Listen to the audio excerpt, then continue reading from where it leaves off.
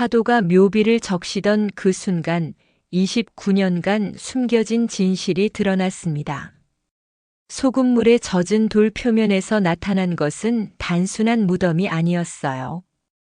그것은 700억 원짜리 비밀의 열쇠였습니다. 하지만 시간이 없었어요. 만조가 지나면 문양이 다시 사라질 테니까요. 윤세준 29세. 그는 형제들 중 막내였습니다. 아버지가 세상을 떠난 후 유산 분할이 시작됐어요. 첫째는 백운군 최고급 리조트를, 둘째는 해변가 5성급 호텔을 상속받았습니다. 그런데 세준에게 돌아온 것은 해송공원 납골정원 한쪽 끝에 있는 봉분 하나뿐이었어요. 이게 뭐야? 세준은 상속 서류를 다시 들여다봤습니다. 관리비만 매달 나가는 낡은 봉분. 형들은 킥킥거리며 말했죠. 막내답게 딱 적당하네. 아버지가 너한테 맞춰줬구나. 세준의 마음은 무너져 내렸습니다. 29년 동안 한 가족으로 살았다고 생각했는데 결국 자신은 이 정도 취급받는 존재였나 싶었어요. 하지만 아버지의 뜻이니 받아들이기로 했습니다. 첫 번째 성묘날이었어요. 9월에 태풍이 지나간 직후였습니다. 세준이 해송공원에 도착했을 때 묘비는 파도에 흠뻑 젖어 있었어요. 소금기 가득한 바닷물이 돌 표면을 타고 흘러내리고 있었죠. 세준은 눈을 비볼 수밖에 없었습니다. 젖은 묘비 뒷면에서 뭔가 희미하게 떠오르고 있었거든요. 처음엔 그냥 물자국인 줄 알았어요.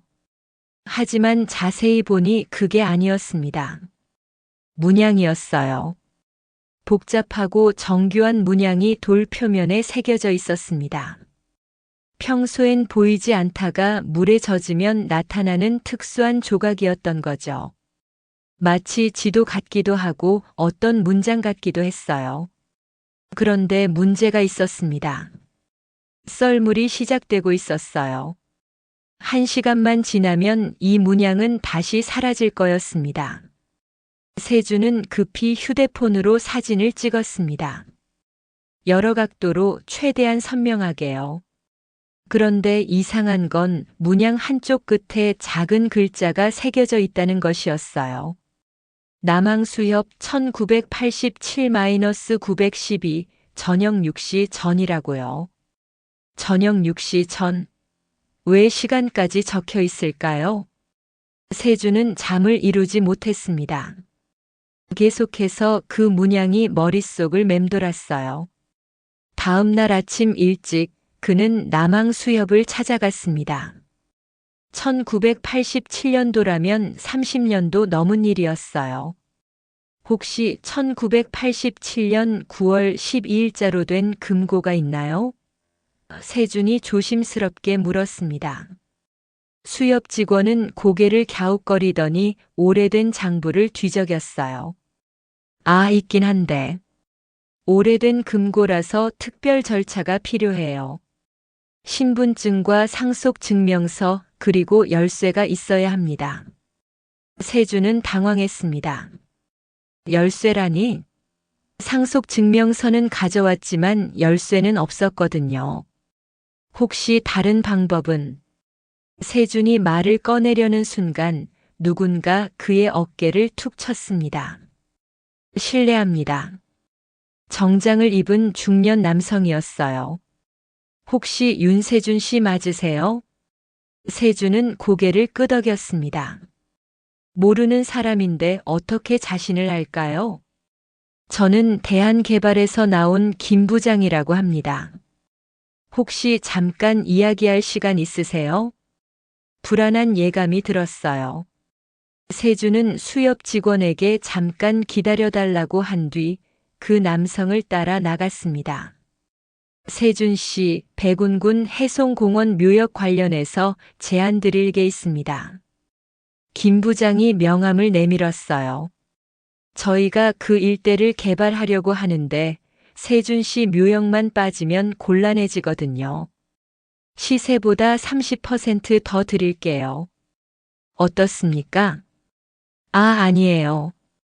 팔 생각 없습니다. 세준이 급히 말했어요. 김 부장의 표정이 바뀌었습니다. 한 번 더 생각해 보세요. 이런 기회는 다시 오지 않을 수도 있어요. 목소리에 미묘한 위협이 담겨 있었어요. 세준은 등골이 서늘해졌습니다. 이 사람들이 자신을 어떻게 찾아왔을까요? 그리고 왜 하필 지금? 죄송하지만 정말 관심 없습니다. 세준이 단호하게 말하고 수협으로 다시 들어갔어요. 수협 직원이 기다리고 있었습니다. 아, 맞다. 열쇠 말인데요. 혹시 문양이나 특별한 표시가 있으신가요? 옛날 금고들은 때로 문양으로 열쇠를 대신하기도 했거든요. 세준이 휴대폰 사진을 보여줬습니다. 직원의 눈이 커졌어요. 오, 이거 맞는 것 같은데요. 하지만 추가 확인이 필요해요. 금고 소유자의 생년월일과 본명이 필요합니다. 생년월일은 모르겠고, 본명은 윤창수입니다. 직원이 컴퓨터를 두드렸어요. 확인됐네요. 그런데 한 가지 더요. 이 금고는 시간 제한이 있어요. 오후 6시 이후에는 보안상 열 수 없게 되어 있습니다. 지금이 오후 4시였어요. 시간이 얼마 없었습니다. 그럼 지금 열어볼 수 있나요? 네, 따라오세요. 30분의 보안 절차를 거친 후 세준은 마침내 지하 금고실에 서 있었습니다. 낡은 철문이 열리는 소리가 지하실에 울려 퍼졌어요. 그리고 그 안에서 세준이 본 것은 현금이었습니다. 그것도 엄청난 양의 현금. 뭉텅뭉텅 쌓여있는 지폐들. 하지만 그게 전부가 아니었어요. 금고 한쪽에는 서류 봉투가 있었고 그 옆에는 낡은 편지 한 통이 놓여 있었습니다. 세준의 손이 떨렸어요. 서류를 먼저 펼쳐봤습니다. 백운군 연안 전체의 어업권 증서였어요. 30년 전부터 아버지 명의로 되어 있었지만 실제 소유권자는 다른 이름이었습니다. 윤창호. 세준이 모르는 이름이었어요. 어업권 가치를 계산해 보니 최소 700억 원 규모였어요.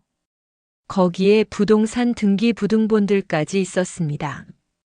백운군 연안의 창고 단지, 어시장 부지 등등. 모든 게 같은 이름으로 되어 있었어요. 이게 대체 뭐지? 세준은 중얼거렸습니다. 그리고 마지막으로 편지를 펼쳤어요. 아버지의 친필이었습니다. 세준아, 이 편지를 읽고 있다는 것은 내가 마침내 진실을 찾았다는 뜻이구나. 아버지가 너에게 가장 먼저 말해야 할 것이 있다. 편지는 충격적인 내용을 담고 있었습니다. 너는 내 친아들이 아니야. 하지만 내 마음속 진짜 아들이었다. 너는 내 친형 윤창호의 아들이다. 내 친부는 30년 전 바다에서 사고로 세상을 떠났고 형수도 너를 낳다가 하늘로 갔다. 편지는 계속됐습니다. 나는 갓난아기였던 너를 데려와 내 아들로 키웠다. 내 형들에게도 말하지 않았다. 너를 다르게 대할까 봐서였어. 하지만 이제 진실을 알아야 할 때가 왔구나. 세준의 눈에서 눈물이 흘러내렸습니다. 그동안 자신이 왜 차별받는다고 느꼈는지 이해가 됐어요. 하지만 아버지는 사실 자신을 가장 사랑하고 있었던 거였어요. 이 모든 재산은 본래 내 친부 것이었다. 형은 백운군에서 가장 큰 어업 사업을 하고 있었거든.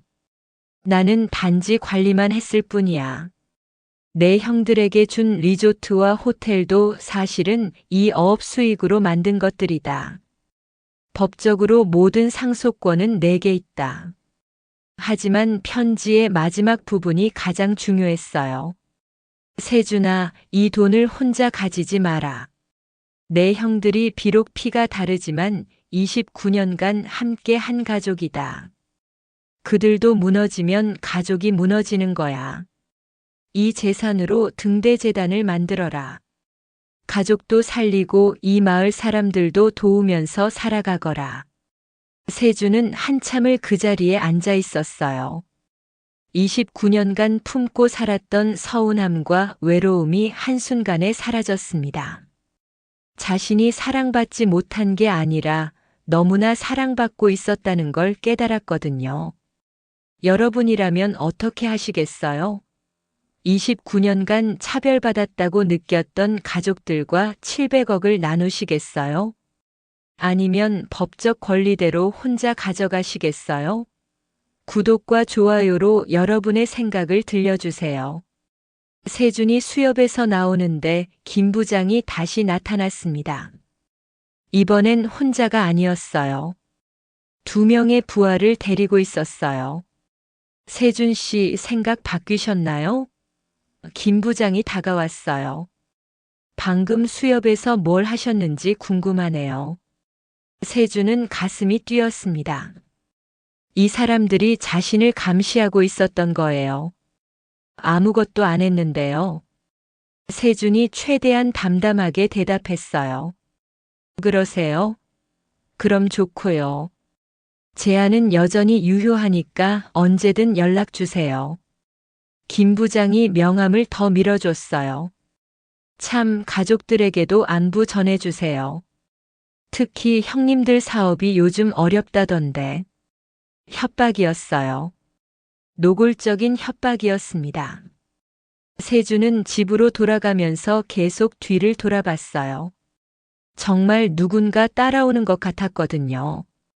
집에 도착해서도 마음이 불안했습니다. 그런데 더 큰 문제가 생겼어요. 형들이 세준의 행동을 수상하게 여기기 시작한 거였어요.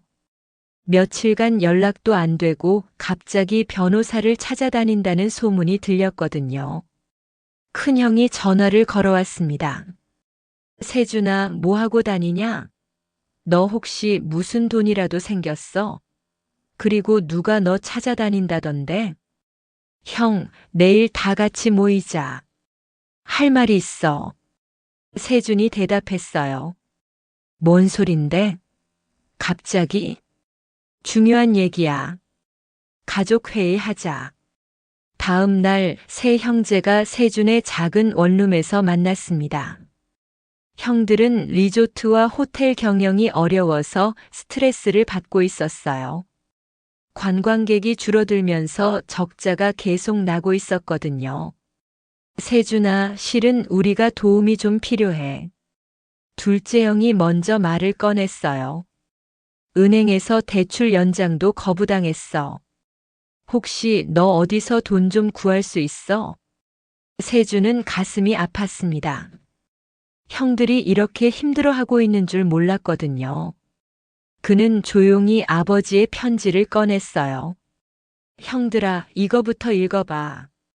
형들이 편지를 읽는 동안 방 안은 조용했습니다. 시간이 흘러갔어요. 그러다가 큰형이 벌떡 일어났어요. 이게 무슨 소리야? 너가 친아들이 아니라고. 그리고 진짜 상속자라고. 700억이라니. 이게 진짜야? 둘째도 믿기지 않는 표정이었어요. 세준은 금고에서 가져온 서류들을 보여줬습니다. 어업권 증서, 은행 잔고 증명서, 그리고 부동산 등기부등본들. 모든 게 진짜였어요. 법무사 검토 의견서까지 있었습니다. 순간 방 안의 분위기가 이상해졌습니다. 형들의 눈빛이 변했어요. 그럼 이제 어떻게 할 거야? 큰형이 날카로운 목소리로 물었어요. 설마 혼자 다 가질 생각이야? 당연히 나눠 가져야지. 둘째도 거들었어요. 29년간 가족이었는데 피가 다르다고 해서 남남이 되는 건 아니잖아. 그런데 놀라운 건 세준의 반응이었어요. 형들아, 나도 그렇게 생각해. 나눠 갖자. 형들이 깜짝 놀랐습니다. 예상보다 쉽게 승낙하네. 하지만 세준의 다음 말이 더 놀라웠어요. 대신 아버지가 원하시는 방식으로 나누자. 등대 재단을 만들어서 우리 세 명이 함께 운영하는 거야. 형들 사업도 살리고 마을 사람들도 도우면서. 재단? 큰형이 미간을 찌푸렸어요. 그게 무슨 소리야? 그냥 3등분 하면 되잖아. 안 돼. 세준이 단호하게 말했어요. 아버지 유언이 그거야. 그리고 솔직히 말하면 형들이 돈만 받으면 제대로 쓸 수 있을 것 같지도 않아. 분위기가 험악해졌습니다. 형들은 세준이 돈을 독차지하려 한다고 생각했어요. 큰형이 소리를 질렸어요. 야, 윤세준. 내가 뭔데 우리를 가르치려고 해? 29년 동안 형으로 모시고 살았는데. 맞아. 혈육이 아니면 어때? 우리가 너 키운 거잖아. 둘째도 격하게 반응했어요. 세준은 차분하게 대답했습니다. 형들 말이 맞아. 고마워. 그래서 이렇게 하자는 거야. 재단 이사장은 내가 하고 형들은 각각 리조트 사업부장, 호텔 사업부장을 맡아.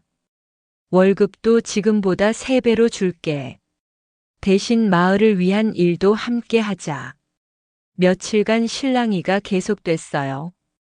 형들은 현금 분할을 원했고 세준은 재단 설립을 고집했습니다.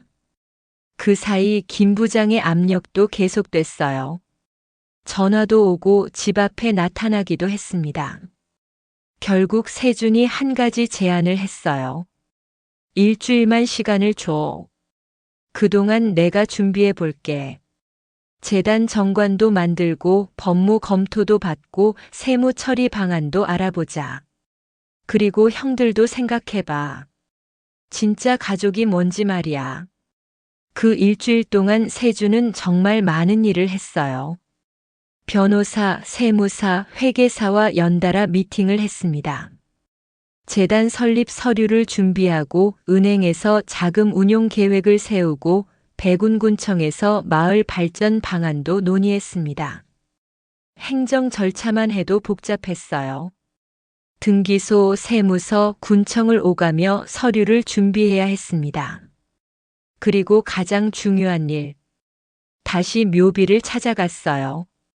이번엔 맑은 날이었습니다. 파도가 잔잔했어요.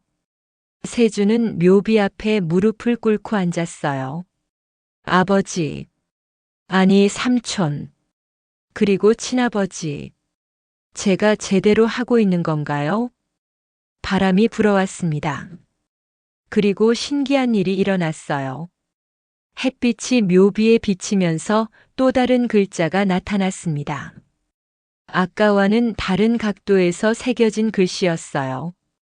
가족은 피로 시작되지만 함께 감당한 방향으로 완성된다. 세준은 소름이 돋았습니다. 아버지, 아니 삼촌이 이미 모든 걸 준비해 두셨던 거예요. 햇빛 각도까지 계산해서 말이에요. 그런데 그때였어요. 뒤에서 발소리가 들렸습니다. 김 부장이었어요. 이번엔 혼자 왔더군요. 세준 씨, 여기서 뭐 하세요? 김 부장이 다가왔어요. 매일 여기 오시네요. 성묘하고 있는데요. 세준이 경계심을 드러냈어요. 그러세요? 그런데 말이에요, 세준 씨. 요즘 큰 돈이 움직이고 있다는 소문이 있어요. 혹시 관련이 있나요? 김 부장이 묘비를 훑어봤어요. 다행히 지금은 햇빛 각도가 바뀌어서 글자가 보이지 않았습니다. 모르겠는데요. 세준이 최대한 담담하게 대답했어요. 그래요? 그럼 됐고요. 참, 제안은 여전히 유효해요. 40%로 올려드릴게요. 어떠세요? 관심 없다고 했잖아요. 김 부장의 표정이 싸늘해졌어요. 세준 씨, 이 바닥이 그렇게 호락호락하지 않아요. 혼자 욕심 부리다가 다 잃을 수도 있어요. 협박이 점점 노골적이 되고 있었습니다. 일주일 후 세 형제가 다시 만났습니다. 이번엔 해송공원에서 만났어요. 세준이 형들을 묘비 앞으로 데려갔습니다. 형들아, 이것 좀 봐. 세준이 묘비에 물을 부었어요. 그러자 문양이 다시 나타났고 햇빛 각도를 맞춰서 마지막 메시지도 보여줬습니다. 형들은 할 말을 잃었어요. 이 모든 게 아버지의 계획이었다는 걸 깨달았거든요. 큰형이 먼저 입을 열었습니다. 아버지가 이 모든 걸 예상하고 계셨구나. 우리가 욕심 부릴 것도 알고 계셨던 거야. 둘째도 고개를 숙였어요. 그리고 세준이가 어떻게 행동할지도. 형들아. 세준이 조용히 말했어요. 아버지는 우리가 가족으로 남기를 바라셨어. 피가 다르다고 해서 남남이 되는 게 아니라 함께 뭔가를 만들어가는 가족 말이야. 그 순간부터 모든 게 달라졌습니다. 형들은 더 이상 현금 분할을 고집하지 않았어요. 세준의 재단 계획에 동의했습니다. 등대재단 설립 작업이 시작됐어요. 법무사, 회계사와 함께 정관을 만들고 세무서에서 비영리법인 등록을 했습니다. 은행에서 재단 계좌를 개설하고 자금 운용 계획을 수립했어요. 모든 절차가 투명하게 이루어졌습니다. 세준이 이사장을 맡고 형들이 각각 사업 부문을 담당했습니다. 재단의 첫 번째 사업은 형들의 리조트와 호텔을 살리는 것이었어요. 대대적인 리모델링을 하고 지역 특산품을 활용한 프로그램을 만들었습니다. 두 번째는 마을 어민들을 위한 일이었어요. 최신 어업 장비를 지원하고 젊은 어민들을 위한 교육 프로그램도 만들었습니다. 어업권을 활용해서 지속 가능한 어업 모델도 개발했어요. 세 번째는 아이들을 위한 장학 사업이었어요. 백운군 아이들이 꿈을 포기하지 않고 공부할 수 있도록 도왔습니다. 김 부장과 개발업체의 압력도 계속됐지만 이제 혼자가 아니었어요. 형들이 함께 막아섰습니다. 그리고 마을 사람들도 재단을 지지하기 시작했어요. 시간이 지나면서 형들도 변했어요. 처음엔 돈 때문에 참여했지만 점점 보람을 느끼기 시작했습니다. 마을 사람들이 고마워하는 모습을 보면서 진짜 기쁨이 뭔지 알게 됐거든요. 1년 후 등대재단은 백운군에서 가장 존경받는 단체가 됐습니다. 리조트와 호텔도 흑자로 돌아섰어요. 더 중요한 건 세 형제의 관계가 그 어느 때보다 좋아졌다는 것이었어요. 개발업체의 압력도 사라졌어요. 마을 전체가 재단을 중심으로 뭉치면서 외부 개발을 막을 수 있었거든요. 어느 날 세준이 또다시 묘비를 찾았습니다. 이번엔 형들과 함께였어요. 셋이서 나란히 앉아서 그동안 있었던 일들을 이야기했습니다. 아버지, 우리 잘하고 있죠? 큰형이 중얼거렸어요. 정말 고마워, 세준아. 둘째가 세준의 어깨를 두드렸어요. 내가 아니었으면 우린 정말 망했을 거야. 그리고 가족도 깨졌을 거고. 세준은 미소를 지었습니다. 형들이 있어서 가능한 일이었어요. 혼자였으면 절대 못했을 거예요. 바람이 다시 불어왔어요. 파도 소리가 들렸습니다. 그리고 세 형제는 깨달았어요. 가족이라는 건 피로 연결되는 게 아니라 함께 감당해 나가는 마음으로 만들어진다는 것을. 그런데 그때 묘비에서 또 다른 변화가 일어났습니다. 저녁 햇살이 비치는 각도가 달라지면서 지금까지 보지 못했던 마지막 메시지가 나타났어요. 진짜 보물은 함께 만드는 추억이다. 마이너스 창우와 창수가 세준의 가슴이 뛰었습니다. 친아버지 윤창호와 삼촌 윤창수. 두 형제가 함께 남긴 메시지였던 거예요. 그들도 한때는 갈등했을지 모르지만 결국 가족의 소중함을 깨달았던 거였어요. 형들아, 보세요. 세준이 가리켰어요. 형들도 그 글씨를 보고 울컥했습니다. 30년 전 두 형제의 이야기가 지금 자신들에게 그대로 이어지고 있다는 걸 느꼈거든요. 우리도 이런 메시지를 남길 수 있을까? 큰형이 물었어요. 이미 남기고 있어. 세준이 대답했어요. 등대재단이 우리가 남기는 메시지야. 6개월 후 백운군에는 새로운 등대가 하나 세워졌습니다. 등대재단에서 만든 진짜 등대였어요. 밤마다 바다를 비추면서 어민들의 길잡이가 되어주고 있었습니다. 그 등대 아래 작은 명판이 붙어 있었어요. 가족은 피로 시작되지만 함께 감당한 방향으로 완성된다. 하지만 이야기는 여기서 끝나지 않았습니다. 어느 날 세준에게 특별한 손님이 찾아왔어요. 백발의 할머니였는데 자신을 세준의 친할머니라고 소개했습니다. 세준아, 내가 내 친아버지 창호의 어머니란다. 할머니가 떨리는 목소리로 말했어요. 30년 동안 너를 찾고 있었어. 할머니는 세준이 친아들이 아니라는 걸 알고 있었답니다. 하지만 창수가 세준을 너무 잘 키우고 있어서 나타나지 않았다고 했어요. 내 친아버지가 마지막에 한 말이 있어. 아들이 행복하게 자라면 그걸로 족하다고 했단다. 그래서 나도 멀리서만 지켜봤어. 할머니는 세준에게 또 다른 선물을 주었어요. 친아버지가 어릴 때 썼던 일기장이었습니다. 그 일기장 마지막 페이지에는 이런 글이 적혀 있었어요. 언젠가 내 아들이 자라서 이 바다를 보게 되면 파도 소리에서 아버지의 사랑을 느꼈으면 좋겠다. 그리고 가족이 얼마나 소중한지 알았으면 좋겠다. 세준은 눈물을 흘렸습니다. 자신이 받은 사랑이 얼마나 깊고 넓은지 새삼 깨달았거든요. 할머니는 마지막으로 이런 말을 남겼어요. 세준아, 내가 만든 재단 소식을 듣고 정말 자랑스러웠어. 내 친아버지도 하늘에서 기뻐하고 있을 거야. 이제 정말로 모든 퍼즐이 맞춰졌습니다.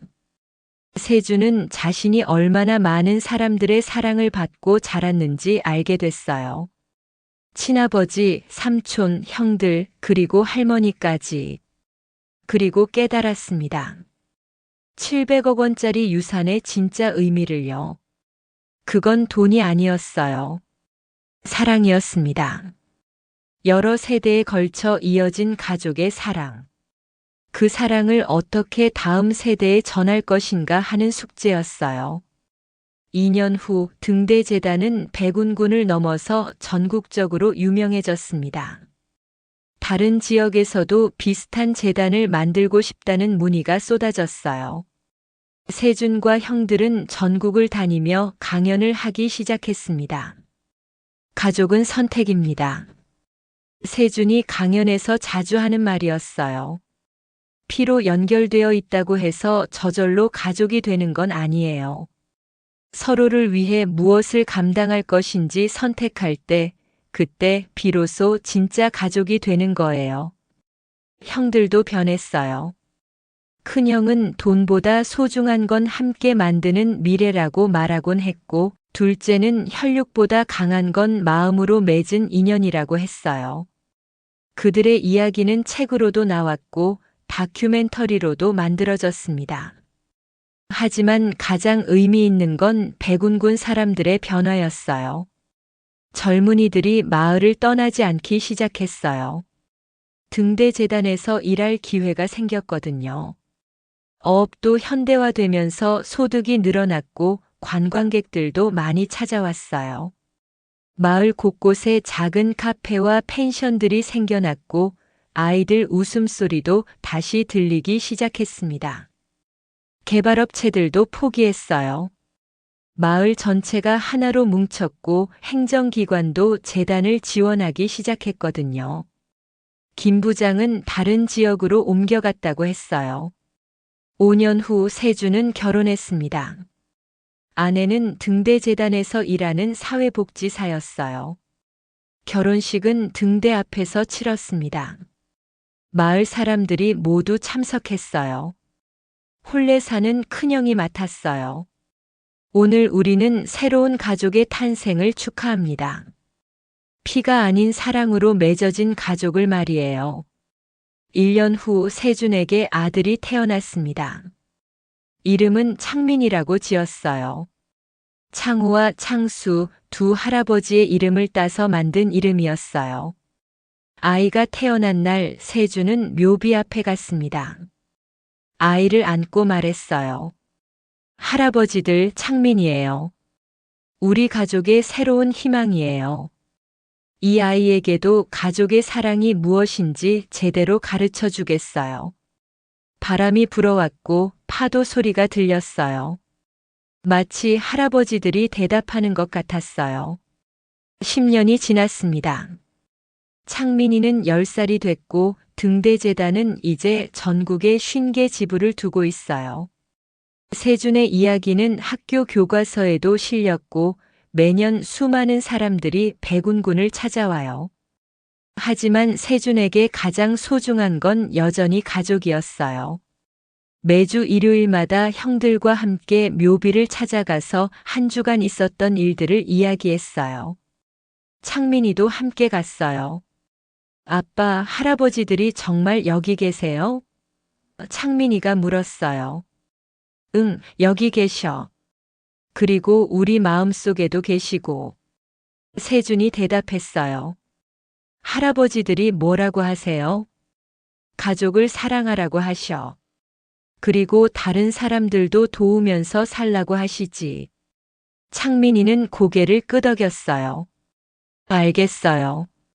저도 커서 아빠처럼 할 거예요. 세준은 아들을 안았어요.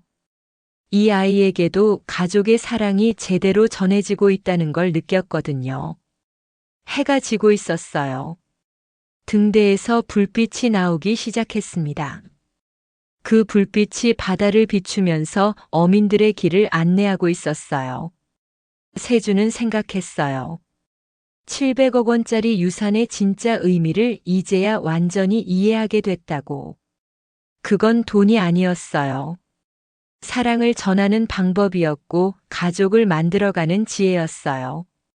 이런 감동적인 이야기들을 더 들려드리고 싶어요.